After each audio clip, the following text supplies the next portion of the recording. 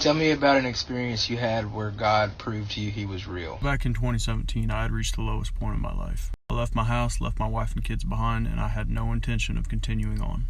After I left, this guy that I knew calls me up. We'd never hung out before one-on-one, but he asked me if I wanted to go get a drink. I said, well, sure. I mean, a little alcohol could probably make things go a little easier. As we're hanging out drinking, he asked me how things are going, and I just lay into him, telling him everything that happened. He had no idea anything about any of it at all. Toward the end of our conversation, he looks up at me and asks me, where's God been in all this? I kind of laughed at him and said, God's abandoned me. Immediately after I said that, everything about him changes. His eyes go wide, and I kid you not, they start to glow. He pokes me right in the middle of the chest and he says, I have never abandoned you, my son. Pokes me again and says, I love you, my son. Pokes me a third time and says, I am not done with you, my son. And then he gets up, goes and pays the bill, comes back and has no idea what happened.